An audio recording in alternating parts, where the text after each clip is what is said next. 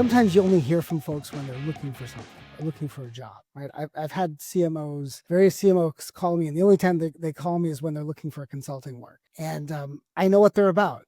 They're not there to necessarily talk to me. They're there because I can put them into something. When I think about the notion of networking, it's like this is part of living. I think this is part of, like, you want to have a relationship with someone before you need them. Yeah, I think of it as like a garden. You're planting seeds and some are going to sprout, some aren't going to sprout, and you nurture it over time. And they always, famous quote, your network is your net worth.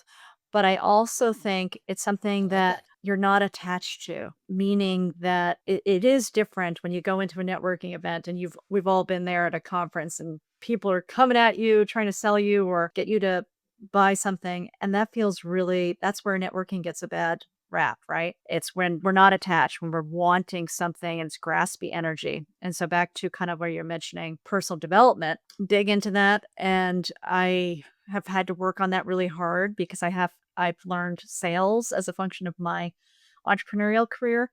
And I'm really focused on not being attached to the result and Mm, making sure mm, that my activities, there's a halo effect. I know great things are going to happen, but it's not as if it has to happen with you or it has to happen with this. And I think that's detachment to a result is key. So that's where, as Susan was mentioning, you want to build it in advance so you're not attached to a specific outcome with a certain individual on the mhm. spot, but you've created this like garden and multiple people you can choose from. I always think about it that way. It's like there's not just one person that can help you, there's many.